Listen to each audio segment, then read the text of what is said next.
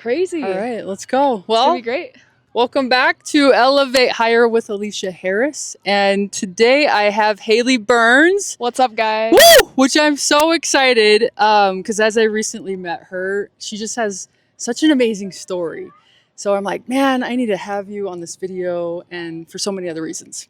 Anyway, Haley has gone through similar things as me, completely different stories, but similar. She has dealt with, same-sex attraction, but she never felt like she identified fully with LGBTQ community. She was never really out, which is same with mine. I was never really in that, but I had my own other reasons for that too. Long story. And she's also dealt with like so many other things, right? Some addiction, some depression. Correct. Almost unalived yourself. Grief. Yeah. Mental health. Yeah. Lots of stuff. Lots of things, but like an incredibly blessed life and upbringing. And I guess my story is it indicates that, hey, just because you're raised in an awesome situation doesn't mean that life isn't just going to like throw the kitchen sink at you. Yes. Amen. Thank you. So this is huge. She's bringing that up because that's my biggest thing too. A lot of people are like, well, I just came from this really good family. And they don't know why they're dealing with anything they're dealing with. Specifically this one too. Yep. This one's huge. So I'm going to ask her some questions just about the beginning of her story in life. And this will be fun. So my first question for you is going to be, when did you first start noticing, I guess, that you were attracted to women and not men? I would say there's a very specific memory that I go back to. I do remember having little school crushes from a young age, but not anything that felt... I was young. I was, around 8 to 10 years old, and that was just too young for me to assign anything to that. But I do remember turning 12 and having a specific experience where, it's 7th grade, you're starting to like change, bras get introduced. That was traumatic for me, low key. But I remember my best friend, it was like, I just remember one time she was changing, and she knows about this. I just remember feeling an attraction to her, like as that was happening. And I remember being like immediately putting a wall up within as that was occurring, like, no, don't know what's happening here, but and I hadn't been exposed to anything really in my childhood that would maybe precipitate certain like lustful thinking. So it just definitely felt like an intrinsic part of me that was just a natural part, just very naturally interested, like wanted to linger, but like knew also I felt like with my upbringing, Christian household, that I shouldn't, right? So that's the very first time I remember thinking, and then I just kind of buried it. And how old would you say? Of burying, I was 12. You were 12. Yeah, 12, 13. Okay. Around that. Cool. And I'm just gonna go this question then. And when did you also had depression and stuff popped up yet? In this? Not yet. I don't think it had yet. I think the depression and mental health aspects came, I remember specifically starting around 14, because I felt like in that desire that I felt and that was starting to sprout. So it's getting stronger. It's getting stronger, but I also started to I felt very alone in that, like incredibly alone. And so I went to the internet, like, is anybody else like this? Like, does anybody else feel like they like girls? And like, we know the internet can be a freaking scary place, right? So like, I felt like the internet, I started to also get into things really young and kind of fell into eventually addiction to pornography because, just young brain, initially looking for kind of like, answers. Answers. And Satan was definitely... You innocently fill upon some stuff. Yeah. And then, so Satan was eager to kind of jump... That's the way I look at it. I think there was a dark force that wanted to not just take control of my identity and the way that I perceived myself, but also my behaviors and the way that I acted based on how I identified. And so that is really when, starting to get into a more addictive aspect, I started to experience the desire to self-harm. And this was after like Are there any porn. words I have to avoid for YouTube? I don't think so. Okay. Not that I know of. Yeah, really didn't like myself. I felt this intense cognitive dissonance, intense self-dislike. And this feeling that I just wanted to not be me, you know. Unalive yourself? Or just And not be up to you? that, There. not yet. that point, but like I started to experience the dissonance, and I remember like you don't want to be seen. Don't know who I didn't am. want to be seen. I wanted to like hide. I remember wearing certain big bracelets in high school because I was harming myself. I don't know how nobody picked up on that. Yeah, Okay. kept it pretty under wraps, literally. Okay. So you had the traction, and it kind of went into porn in a way after curiosity of just figuring out what's going on. Yeah. Then a little bit more in depression. Yeah. So I think my identity was disrupted. It started to affect my behaviors, and addiction slipped into the picture. And that's really when, especially given what I was learning at church and learning from culture, it's like, this is, you know, how bad people behave type of thing. And not to saying you're I bad. love the way I grew up, so don't get me wrong. So you felt like you're bad if you are attracted that way? Belong. Felt, just like I didn't have a place in this, you know, amazing Christian plan and this family plan and everything.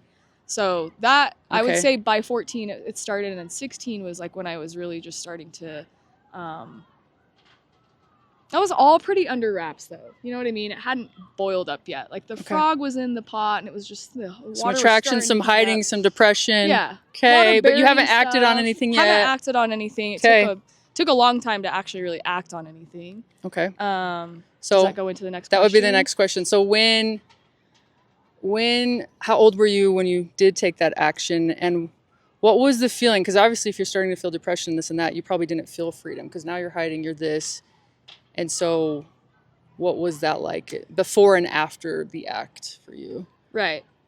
There are so many different side stories. Or just, I guess you could say with freedom, to stay on the freedom side of things, because oftentimes people are like, man, I felt free because I finally just acted on it. So I would say a lot of so I grew up in the LDS church, and so I always kind of had this structure sort of laid out for me. This is what life is supposed to look like. You follow these rules, everything will work out. I went to BYU. I grew up in a BYU family, so that's like, you know, known as like the LDS, Latter-day Saints school. So you sign an honor code, you live honorably, don't drink, no breaking law of chastity. So I held true to that there. I had like a few struggles, but like, you know, I was not a crazy person at BYU. I was. But nobody still never knew anything, right? I think I had started to tell a couple of friends. Okay. I can't remember who. You just never acted on it, but never acted on it, and telling. didn't even really let my brain go there. So it was. Okay. It was. Are we good? Pause. Let this thing pass. We'll either keep it or cut it. Lawnmower. So once I graduated BYU, I started working at the University of Utah, at their hospital, and I was kind of like, like the blueprint has, you know, finished. You know, the next step in what I know is to get married and have a family. I don't feel in alignment with that, and that's where I was ultimately like, well, I don't have this honor code holding me down. I am actually free to sort of choose what I want to do now, and right, once the honor code goes out the window, let's go. Yeah. I'm just kidding. And like that's another topic. It is, but like ultimately my spirit was still very much at odds with the whole idea of acting on things. But war with yourself. War with myself still, but started drinking, started going different places. And I remember like the first time I don't know how like into it you want me to get, but like kissed a girl. It was like definitely a party type scene. But I do remember the feeling of just like, holy cow, like it being like a drug by chance? Yeah, it did feel like a drug actually, and I had been doing drugs at that point, so I knew what they felt like. Okay. Can before you go on to the next thing, I do want to ask one question real quick. Yeah, sure. When did you ever pray to God about this? And was it just the typical trying to pray the gay away or trying to pray something away leading up to this, even before you kissed a girl? Was there any kind of communication with God? There was definitely, when I was 16, I'm pretty sure I was 16 when the church I grew up in was campaigning against passing gay marriage in California. I think it was Prop 8. So they were out there literally in the streets knocking doors saying, hey, we need to like, I think, shoot down Prop 8. And I remember being very confused about that internally, right? Yeah. I forgot what your question Yeah. was, though. I'm So so sorry. when did you finally like maybe ask God questions, or even just say, "Hey, pray, God, take this so away"? I was never good at prayer. I felt like I actually never experienced God as a relational subject in my life. It was more just like, yeah, God does this, and I'm not good enough for so him. Maybe I never really spoke to him. But I do remember at that time, kind of unofficially, sort of like when I would be sitting in moments of silence. It's not like I would kneel down, but I'd sit there and just be like, so I don't even want to acknowledge what I'm feeling, but you know what I'm referring. Like, you know what I'm feeling right now. Like, you understand what I'm coming to you with.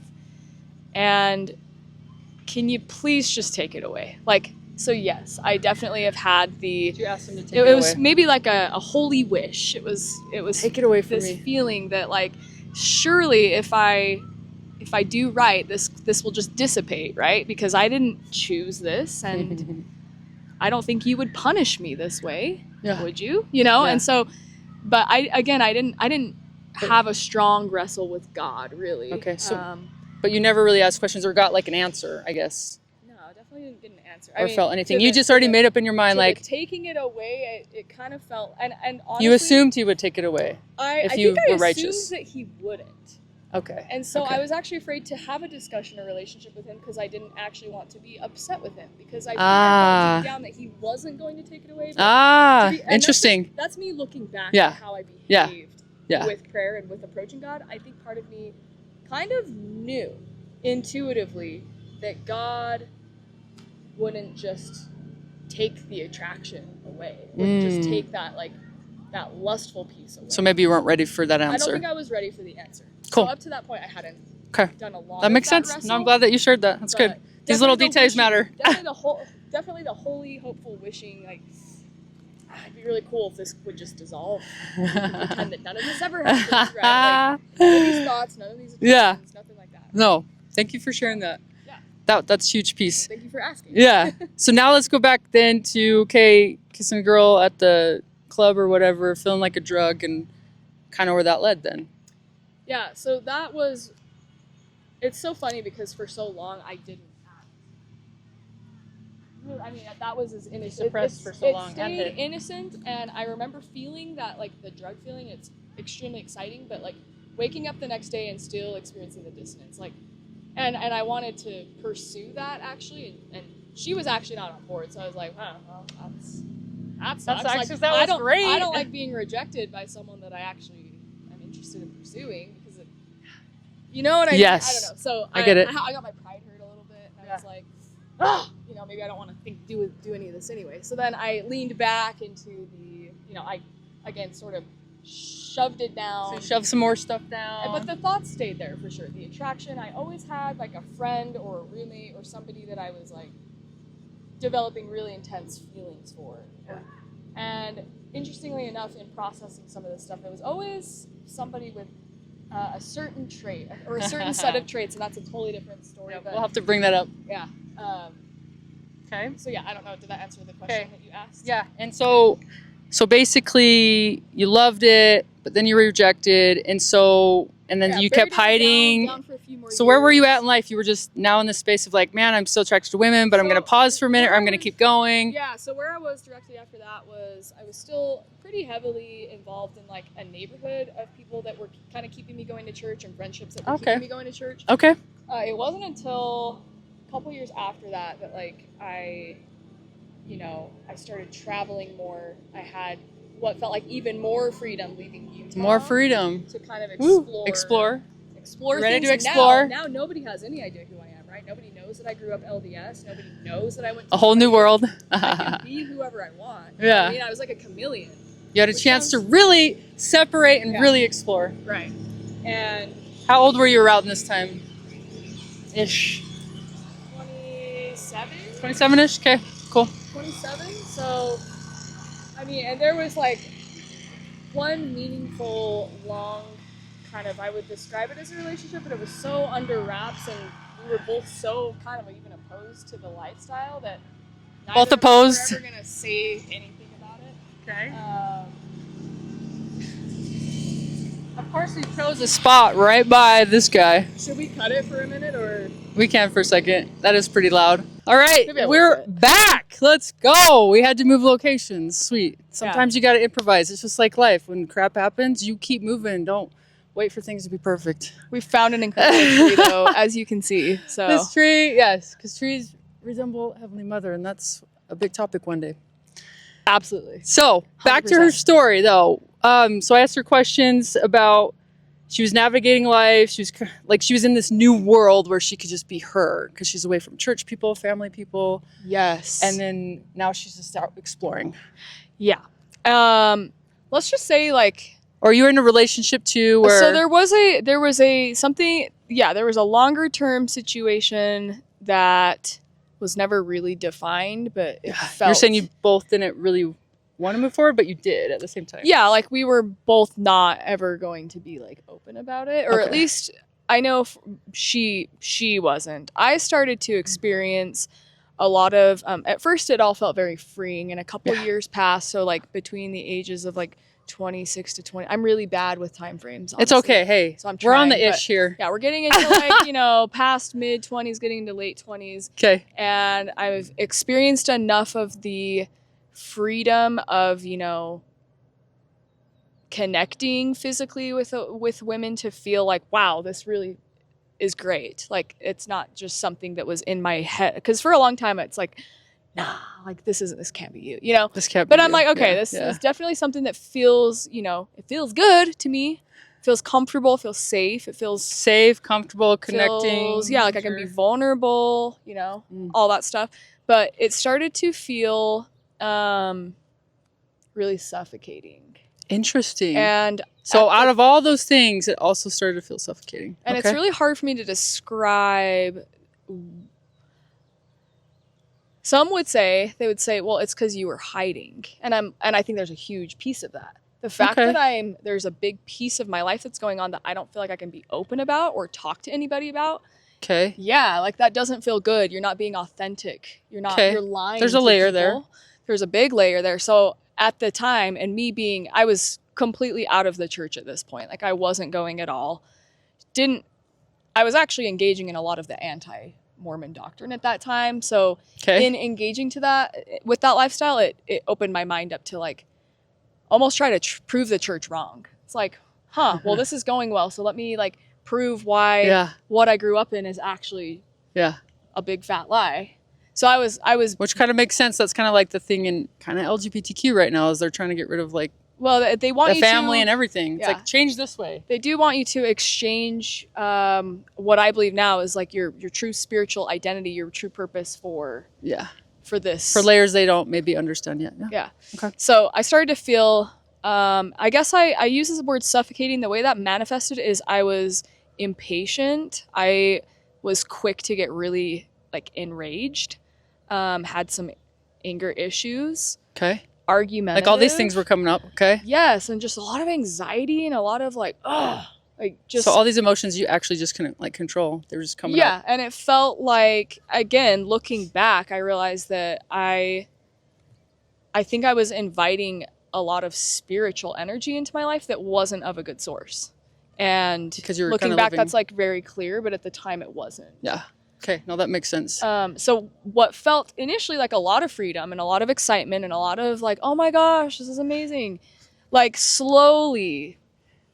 So it's kind of like that deceptive freedom started becoming a chain. Yeah, I would say so. In a way. Or like a tightness and a suffocation. Even though some of the layers you weren't just fully out, but at the same time there's still a deeper sensing but suffocation because of those emotions that are also coming up. But at the time I truly believed it was only because I'm hiding this big piece of my life. You know what I mean? I fully believed it was all due to that. Yeah. And I was like, well, I need to be done with this relationship, whatever this is, because she also just won't let you come out. Exactly. Like this will never amount to anything. You know what I mean? Okay. So that's kind of where that ended. Okay. Trying to remember, after that, it was really no more like relationship type stuff. Okay. Do you have another follow-up question? Yeah, so because I want to go all the way to the point where we're going, what led up to like maybe that you, to the point you want to unalive yourself. So at this point, you're like feeling all these emotions, anti-Mormon stuff, so many different things, but you're not really dating. Gotcha. So I skipped ahead. The unaliving was closer to my early 20s. Oh, I thought that was with Yeah, okay. so sorry. So see, I didn't know the time on that. A lot of this was the self-harm aspect. Started around 14, and 22 was when I was that's when I had just gotten out of BYU. And I hadn't experienced any of the freedom yet, so you hadn't acted on anything, so that's kind of where Not really. It was just like substances, feeling, but starting to feel just very out of control because of my identity. And that's when the unaliving part came up. Yeah. And like, I don't want to get too detailed about that aspect, but definitely not in a good place. Was put in a mental institution to help heal, recover, got put into therapy, got kind of, I call it like pharmaceuticalized, medicalized, all that stuff. Okay. And this is good because we're going to go here on a couple questions in a second. And it had a good purpose for the time, for sure. Yeah. But I felt like there was other things in my life, and this is a totally different story, that I was also hiding, and I needed to be open about. So if you can tie it into, so you're in a place after this relationship. What led up, I guess, then to starting to meditate? Where was this shift when you finally started going that direction? So after that relationship, I think I was traveling and I was kind of steering clear. I still had crushes on people, but really nothing ever developed after that. So that was like your main, was that your like main flame? Yeah. And it's now been several years again. And I've developed feelings for different people that I would say I was just like deeply in love with them. Yeah. And like they had no idea. Yeah. But for the last 4 or 5 years, there's been no action, right? Just a lot of kind of drifting, still doubting the church, still not kind of just walking the fence, but not putting 1 foot in or out. You know. But what really got me into meditating was my brother decided to end his life in August of 2024. And that sent me on the people in my life who were close to me didn't even have any idea. Wow. I think one of my sisters kind of knew, but I just really struggled with alcohol, really struggled with, that was the main issue. I was really into the alcohol stuff. And I kept it balanced enough that I was never showing up to work hungover or anything like that, or coming to work intoxicated. So I was able to stay functional, but I was rotting from the inside from grief.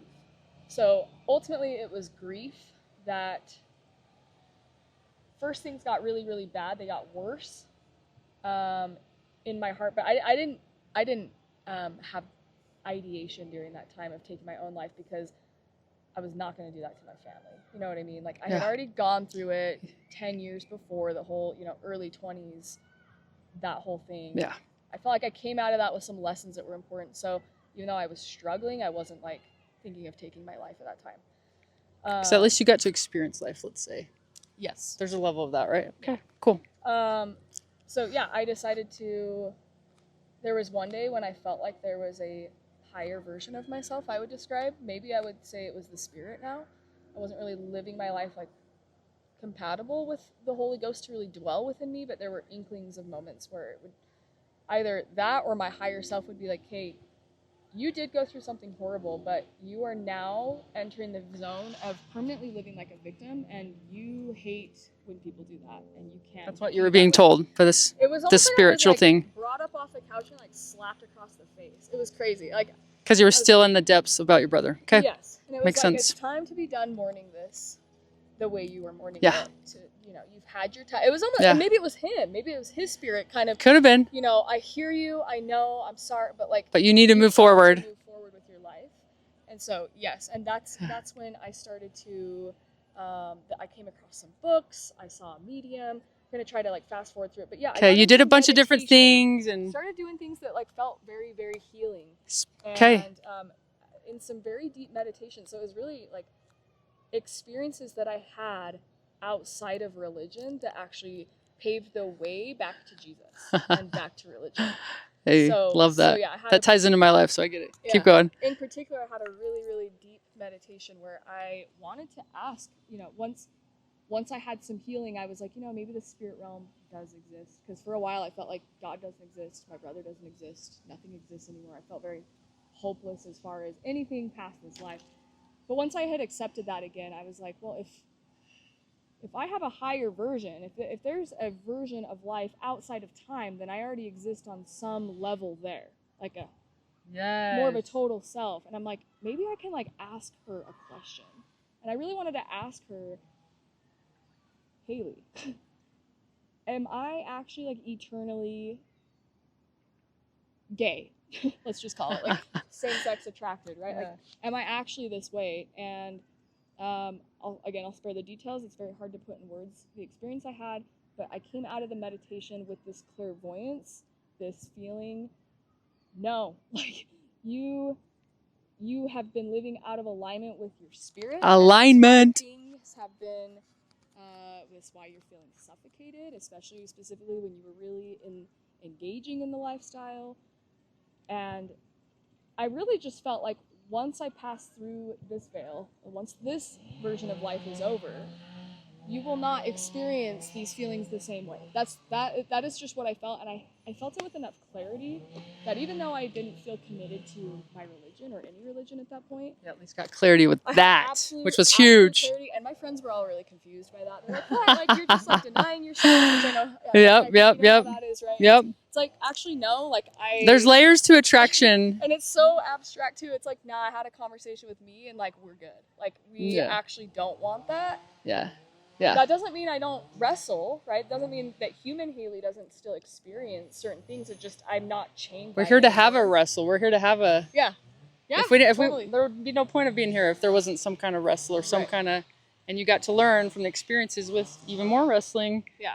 Anyway, love it. Thanks for sharing that piece. Like spiritual openness and my life slowly started to look kind of like the lifestyle that the religion I grew up in teaches. Before I even considered going back, I was months away from coming back to church, but like certain things just started dropping out of my life, like alcohol. I recognized when I drank alcohol, it dulled my senses and I couldn't feel spiritually connected to my brother. Alcohol will disconnect, 100%. And I hated that. I absolutely, and it became like very clear one day. I had so many messages that came to me like, okay, now you can see that when you choose to drink alcohol, you are making a choice to disconnect yourself from spirit guides, spirit realm, your brother. Source. And I recognized, I was like, yeah, that's not worth it. Like, that's just like not worth it to me because I would do anything to be with my brother again. And I just want to experience, and I had so many, once I started meditating, I had a really, my heart was so open and I experienced a lot of really important things with my brother.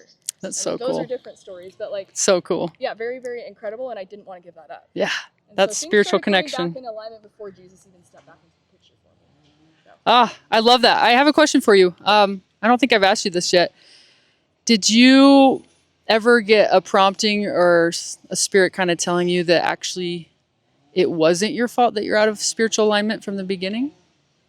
Have you ever got that before? That it wasn't my fault? It's not necessarily your fault, like that maybe you. This will answer the question. I feel like I had moments where I felt that I did agree to this. Okay, there we go. Does that answer the question? Yeah, a little that bit? you agreed to. Not your fault per se, that you didn't. That maybe you didn't know any better. You knew better, but you also didn't know any better because you agreed to something. I see. That was going to be a pretty hard challenge. Yeah, I see where you're going. I think we kind of touched on this. Because even yesterday when we spoke, like it's like there's the layers, all these people with the lawn. There's just like layers with, what was I going to say? Like, no, you're good. With, hey, we chose a challenge, but also what it's for on many levels, and also what's missing in this world, in this day and age that we're here to bring forth. So, and some childhood, generational, religion, like many layers. And I feel like some of the hardest challenges that maybe we chose before coming to Earth are what's going to help drive us to find what that is for our mission. I think to answer that question, I would have to kind of fast forward to when I had reintroduced Jesus back into my life. Okay. In a relational, meaningful you know, Okay, so with a let's relationship with him. so we'll get there then. So let's go to the next step of when you went through this whole phase, and then let's hear how you met Jesus. Yeah, so I started to feel like a spiritual freedom with this meditation. I started to feel open. I started to feel love and like charity and just like really like some good things again. But then I was living up in Alaska alone at the time, and I heard that Charlie Kirk got killed in Orem. That's not far from where I grew up. It's like in my backyard. Less than a year ago. Yeah, and there was something so dark. I felt just it absolutely rattled my spirit to the point where I really felt like, okay, all this meditation has been like really, really good, but I don't actually have a foundation. And that's a huge key right there, because a lot of people that are sitting in the spiritual realm just trying to channel something, and there's some peace, but there's so much more. Keep going. Yeah. I love it. And it rattled me so much. I was sensing something so dark, and I mean, it's obviously dark and evil. Someone getting publicly killed in front of people, but like there was something so much deeper, and it was so spiritual. I just felt like, oh my goodness, I've made all this progress, but like having the rug ripped out from under me, I suddenly felt completely like insecure, vulnerable, unsafe all over again. And I was like, I just like had this peace in my heart that just remembered Jesus Christ and just really wanted to turn to him and really wanted his story, his ministry, his life, his sacrifice to actually be true. It's the first time in my life that I've really I didn't believe in him at that time. I really didn't. I had more doubts than faith for sure. Probably 99 to 1. But that one, just that like desire that to seed. believe, the seed was enough for me I decided to like surrender my heart to Jesus Christ and to surrender to being a disciple. And I literally like fell on my knees. And as we talked before, I wasn't like a big prayer person, but I just felt like spiritually like I fell to my knees, like almost in worship and awe, and just said, I don't know if you actually died for my sins. I don't know if you're actually the way, but like, and my brother came to my mind, just thinking about him on the other side. And I'm like, if you are the way, the truth and the life, I'm going to choose to follow it. Like I'm surrendering it all to you. I don't even care if it's wrong. It all sounds really good, like good, wholesome stuff. And I'm okay being misled if it's not the truth. To just figure it out, good. Yeah. Because you needed to know. You were searching still. And I really was thinking about his ministry, everything that he did, and I'm like, nothing that he did, like none of the accounts. It's all good. It's all so good. Good works. I just really wanted it to be true more than I didn't. And in that surrender, that total surrender, I would say it's the first truly sincere, fully sincere prayer I'd ever said in my life. Where you emptied your heart out. Absolutely. And I felt like, again, this is an experience that's hard to put in words, but I felt his presence. I felt filled with an all-consuming love that felt familiar. I felt like a love that I hadn't experienced since coming to Earth, like something that I was familiar with but hadn't experienced here. So it was like, suddenly I had this feeling of a pre-life and a relationship and this familiar friendship again. And in my mind's eye, I could see his eyes literally burning, enveloped in this flame, but not a fury flame. It was like this flame of passionate love for me. That's powerful. It was so incredibly powerful. It incinerated so many misaligned parts in my spirit because his love heals, it transforms, and covers. And I felt outside of space and time for, I don't know how long I was in that prayer. I'm not sure how long I was in that moment, but I walked out of that prayer completely changed. Like, totally, I sat on God, and it wasn't until I exercised that seed, that particle of faith, that I got. He needed to know I was ready to level up first before he would give me something, which I believe now to be like a gift. A gift. Yeah. That he he wanted to call me to something higher, and he had been just waiting for me to Yes. reach out and grab his hand. He had his hand out the whole time. And like when I look back, it's like everybody describes it this way too. They're like, looking back, I can see it now. It's like I just couldn't see it because I just wasn't turning. Like I just had to turn and look. His hand was there the whole time. Oh my gosh. All the distractions in this video. This is great. Oh, Anyway, that's huge. I love that so much that you're seeing his hand and he was Yeah. there the whole freaking time. yeah. And so, that was obviously just like probably the coolest experience of my entire life. And I've lived a really cool life. And took a few more months for me to come back to the LDS church, and I don't know if you have if you were wanting to take the conversation that way, but it wasn't right away that I went back to LDS church. Yeah. I did an exhaustive search of Christian churches in the city I was in.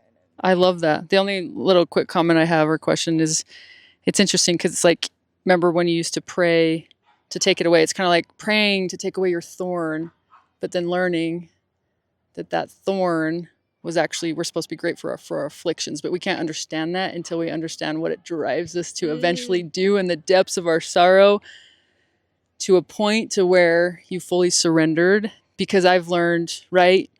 A lot of people think they need to earn Jesus's love or be good enough for God, and so we hide. Like Satan's really a good gamer, and so a lot of people do that, and then it's like, no, we're supposed to receive it. We're supposed to receive it. We can't be righteously aligned. We can't do anything without him giving it to us, and we just have to be open and willing and have a desire.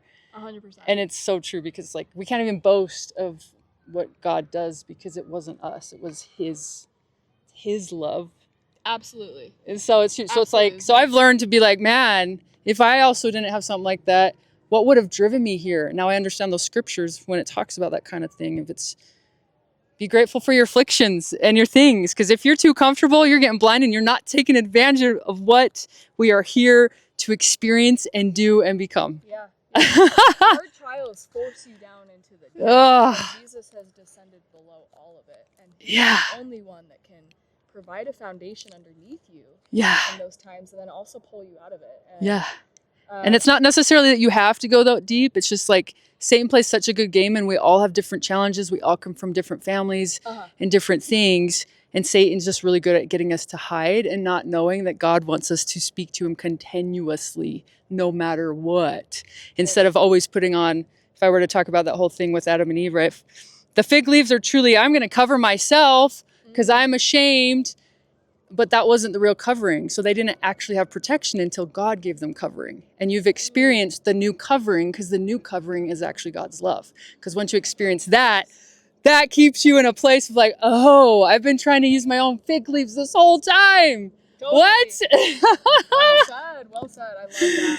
Yeah, up to that point, I had really lived my whole life not trusting that he had something better for me. That's what all of my actions demonstrated. That everything I learned about him, it's like, well, but I think I'll be happier this way. And it's just that I didn't trust. You didn't trust. But I experienced his love, and now I do know. I know of my Savior's love. I won't say I know about a lot of things, but I do know what his love feels like, at least to a. And that's more powerful than understanding intellectual doctrine, right? The experience, because it changes you. Yeah, and I think our faith really wants us to have these individual experiences that we can come to a knowledge of our own, right? Yes. So yeah, it was incredible. I love that so much. And his love definitely, it supersedes anything else that I thought was freedom or I thought that I experienced. It's literally all I want to talk about and pursue.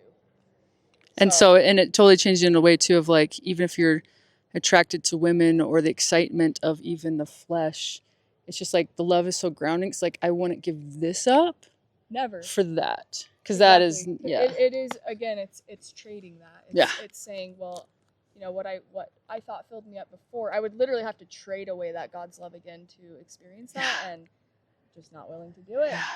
Because one, it doesn't last. Two, it's just not as powerful as a love that our souls are actually designed to have. And I think that's part of the journey here of finally accessing that love. Well, I forget how the Bible verse goes, but I think it's John 4, if I'm not mistaken, when he says that, basically you'll try to quench your thirst with things in your human reality, but I'm like the only way your thirst will ultimately be quenched is through me. That's the only thing that can, and I didn't trust it.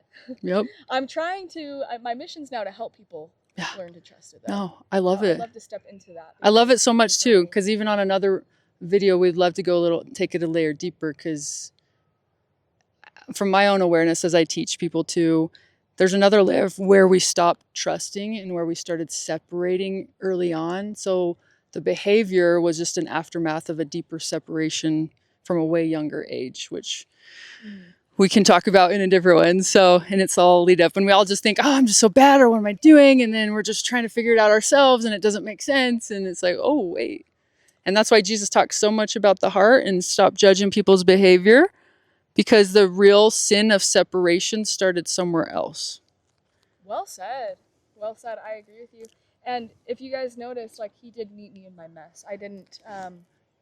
I wasn't worthy. I wasn't reading my scripture, saying my part. Like, he literally met me exactly where I was as soon as I turned to him. As soon as you surrendered, as soon as I surrendered. Ready. And that's the hardest part, though. Like, the surrender is the hardest part. It took certain trials for me in my stubborn state to accept that and to finally feel chaotic enough. It's like, let's throw another little loophole over here until she wants to like turn. Exactly. It's like God cannot like interfere with our agency, but he can definitely throw things in there to wake us up if we'll pay attention. Totally. Ultimately, I do feel like my sexuality was something that I did consent to experiencing here on Earth. Yeah. And something that, is my microphone not working? Is it? I only see one. Dang it. Is it dying? Is that no, mine's working. Is yours on? I can't tell. Did yours die? I didn't push the button. It might just be dying. That's fine. Both of us? Yeah. You can just pass it to me. It's fine. Or I'm not sure. Enough. Okay. So finish that little thought. I forgot what I was saying. Sorry. Yeah, I don't either. So that's okay. We'll just go to the little steps leading up and back in the church, and then just how you, because now, I mean, where you're at now, and we can talk about those two things. Just what led you. You kind of explored all these Christianity things too. Yeah, it was really interesting because a lot of people, and when I say a lot of people, I mean other Christians that I've talked to. I've had the opportunity to talk to other Christians since coming back to the church, and I've realized they believe that you really in meditative states can be influenced by a demon. Mm-hmm. And like, yes, you're kind of leaving yourself open to spiritual forces, but I feel like with good intent, like I think good source comes from good, right? Like if my intent is good, if my intent was to ask a sincere question, I think at least the discernment that I felt was that I was receiving an answer and it was in alignment with God. So I don't think I don't think the devil would have come to my meditation and told me that I wasn't gay, because my whole life he was trying to tell me that I was feeling the same gender attraction, right? And like really, really changed my identity. So I had these experiences outside of religion that once I went back to religion, a lot of what I was hearing at certain churches just didn't feel aligned. Like, for example, creation ex nihilo, or creation from nothing. I couldn't believe that now, because I had felt something deeper spiritually that told me that I had a premortal existence, specifically the love and the relationship, the familiar love that I experienced with Jesus that day. And I was like, well, what you're telling me is that like, I just couldn't believe that based off of my experience.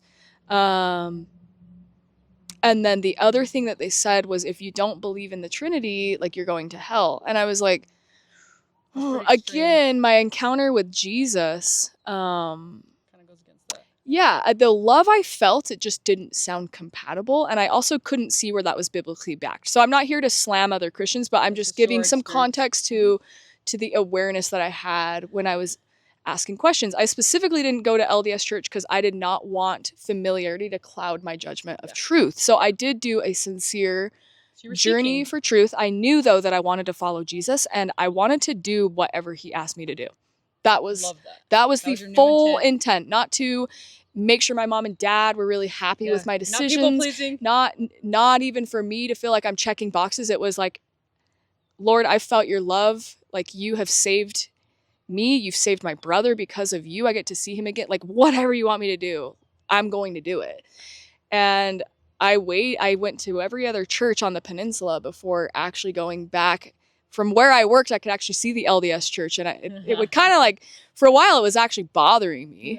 So I'm like, I don't need to be bothered by something familiar if it's not true.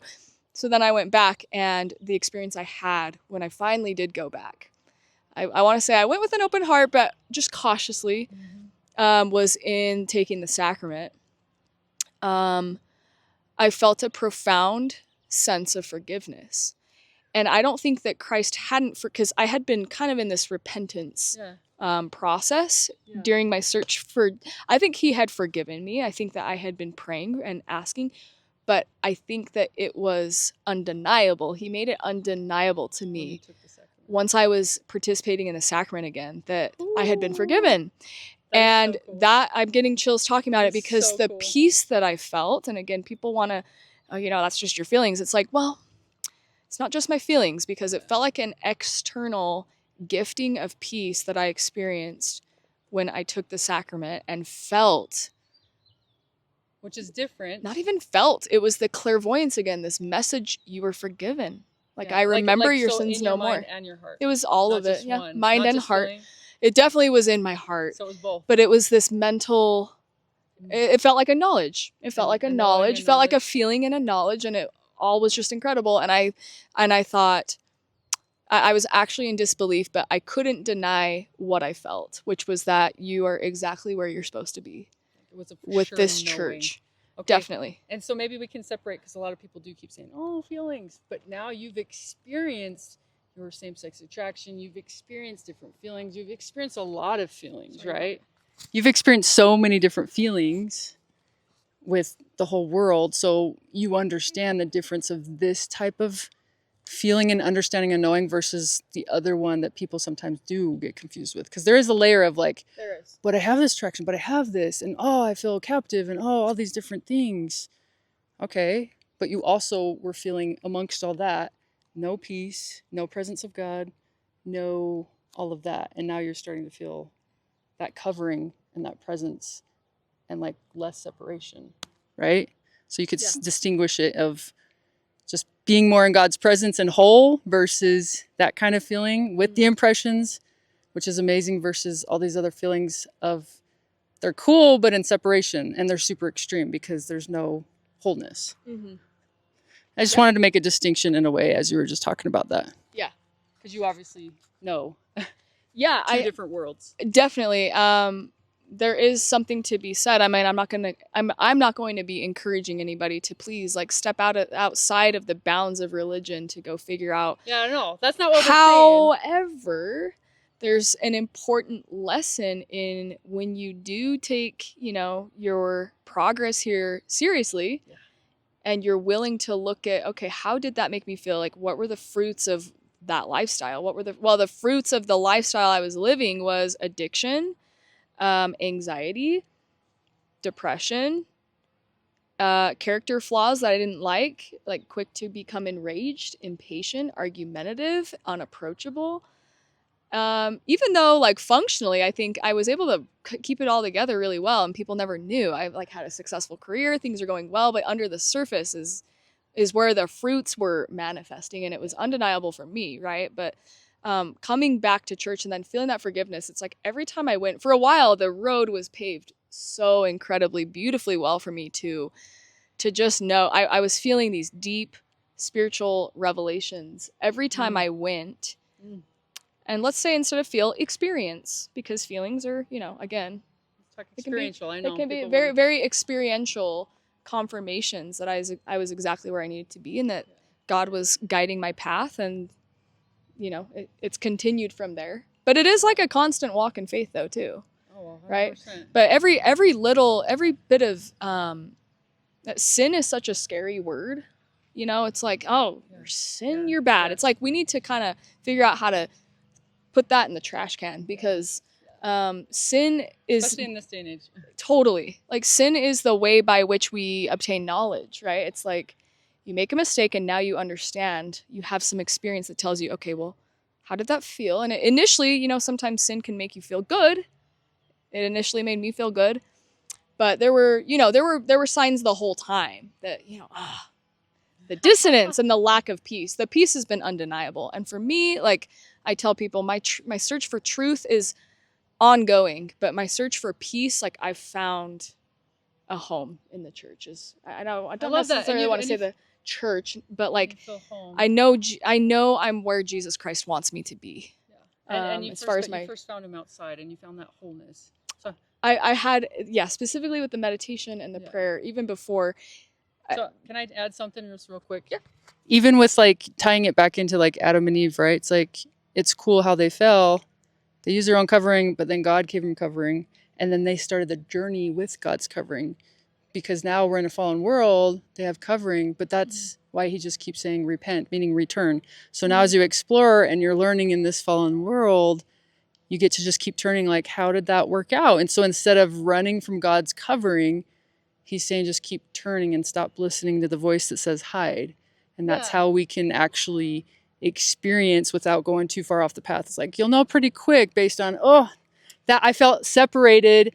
Oh, I felt whole. Okay, this is good then. And so when you can understand and discern what peace and wholeness feels like versus separated and hiding and wounds and don't look at me, there's a huge distinction. And if people can't get there and they've never experienced that, it doesn't mean you have to have crazy sins by any means, right? Oh, let me just go do drugs and do all these things. But it's the innocent ones of like, well, I feel like I need to go here, but keep talking to God. That's the key, is like keep turning, because he never has once said, if you sin, go run and hide. He's saying, cool, I know what you're going to do and what you're struggling with. Just keep coming to me, because I'm the only way that can help you get to where you want to go. So anyway, I just really wanted to share that.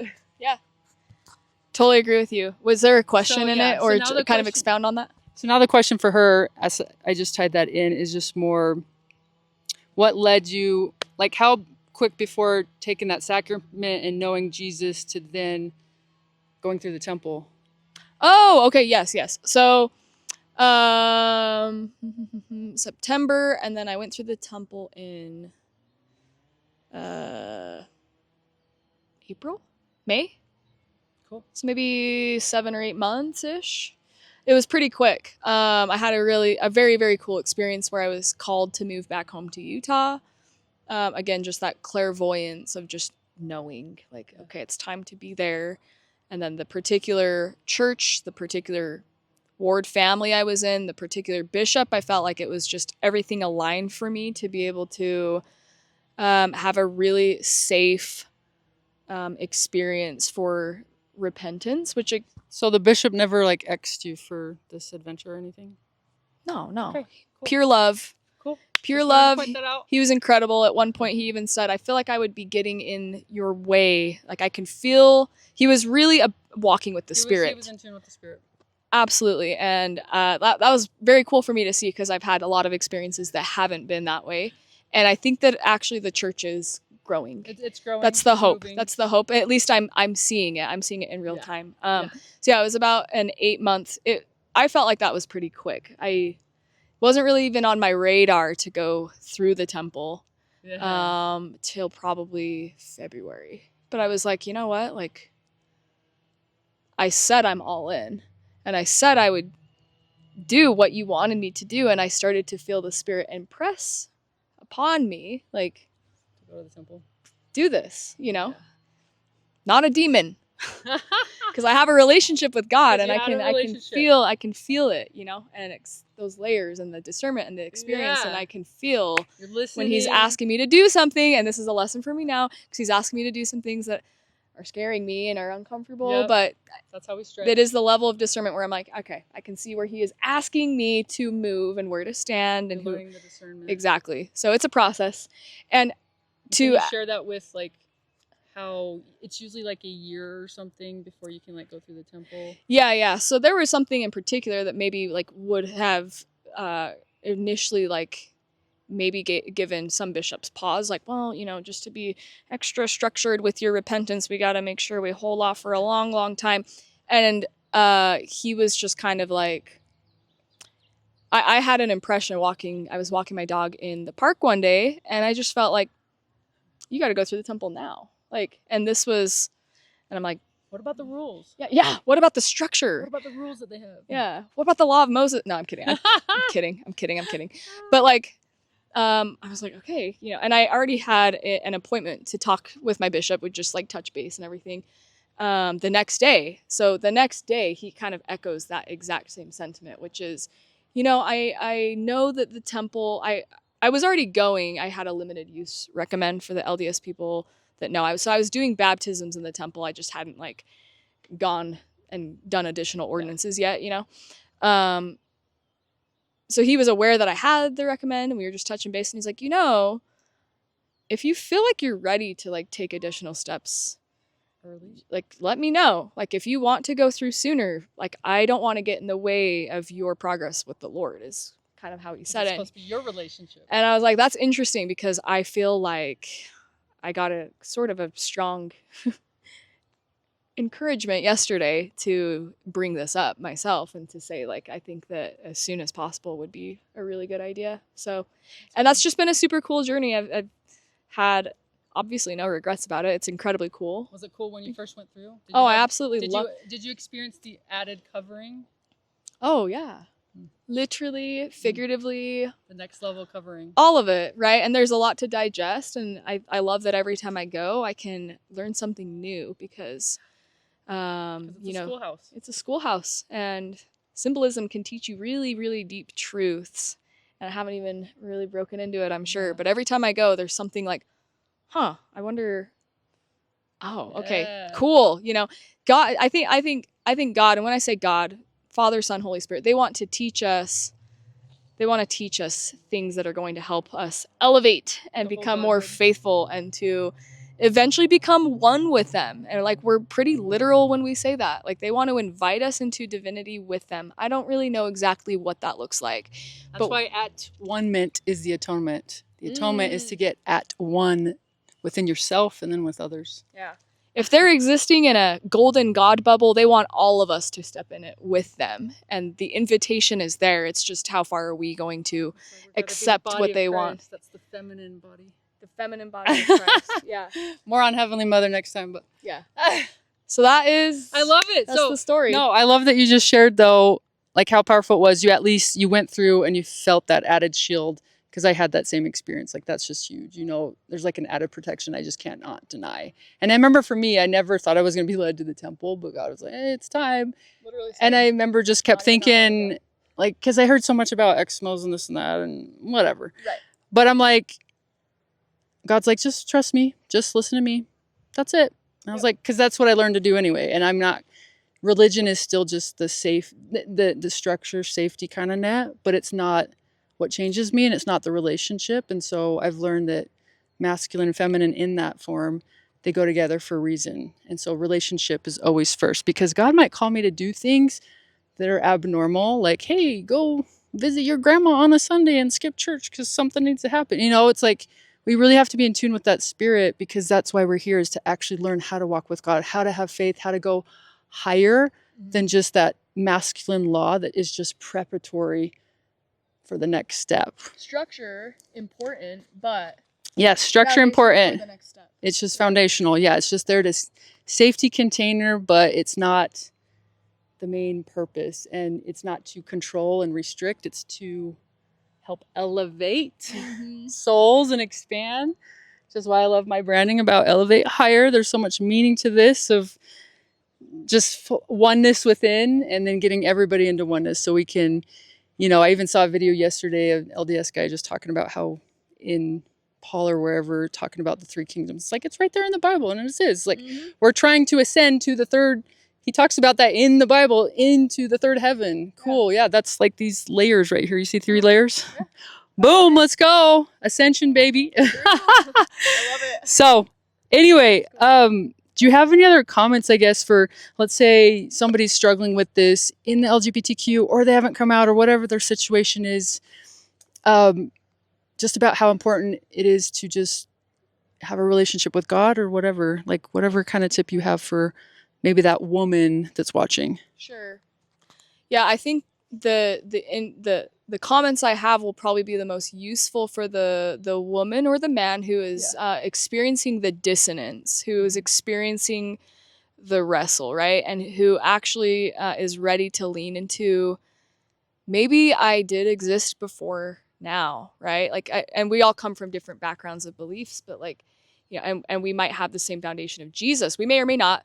But even if we do, we may not agree on the pre-life. But for me, I just deeply, deeply feel that this is something that it's so my personality to just say, God, give me as much as I can possibly handle. Facts. And I'm sure it hasn't even gotten, I'm sure there will be a lot more. Yeah, it's coming. Because I want to be pressure cooked. Like I want to be, I understand this earth life. We're coming down here to gain experience, and we're coming down here to be refined. Yes. And Molded, all those things. And so I think just being open, if you haven't been open yet, to the idea that you exist outside of time, and that you already exist, you already have a relationship with Jesus Christ. We agreed that we accepted his plan to come here, and that implies or stipulates that we all have a relationship with him. And I truly, truly believe that based on my own experience. And as you open your mind up to that and start to wrestle and ask those questions, say, well, if that is true, then what does that mean about my sexuality? What does that mean about what I'm experiencing? What does that mean about this wrestle? It doesn't mean that I'm punished. It doesn't mean that I'm hated or damned. I think what it means is I agreed to something that would help me seek for something a lot deeper than this, this more, I would say, lustful side, even when love is involved, a more lustful walk than an actual spiritual fulfillment. And I think Alicia and I agree on this, that those who really deeply struggle with the same gender attraction aspect, or whether you identify as gay, lesbian, trans, just those deep identity pieces, that we actually agreed to this. We agreed to experience this, and we knew that it could actually facilitate a stronger, more meaningful, deeper connection with Jesus Christ, because we would be needing to wrestle deeper with these identity pieces. And now I see it as something where, man, aren't I lucky that I have something that constantly keeps me turning to Jesus? Because otherwise, I mean, like she said earlier, with things that keep you in comfort keep you disconnected. And it's really the struggle, and it's really the discomfort, and the feeling that you don't have a foundation, that ultimately, eventually, I think drives people to seek Jesus, kind of like I did, just speaking from my own experience. So that's what I would say to those who are in the lifestyle and maybe feeling conflicted or feeling dissonance. It's like, well, now is the time to start asking the questions, asking deeper questions, and be open, being willing to receive answers that you have never considered before. Because I think there are eternal truths there to be felt and then to be taught. And I think the design is to help uplift others. And I'm excited to see where all of our journeys and paths take us. There's a revival going on for sure. There is a rejection of these identities that we've been sold, or at least it's starting to rise up. And it's because people are starting to feel that they need that deeper thirst quenched, and the world can't do it. The world won't do it in any way, shape, or form. So come to Jesus. He is not the burden. He is the relief. Amen. Woo! Go deeper and elevate higher, my friends. Yep. Thank you for sharing all that. Sure. This might be long, but hey, I hope that you watch to the end, because there's some nuggets in this video and more to come. I'm sure we're going to have plenty more. More conversations to come. Thank you, guys. Thanks, Haley. Yeah.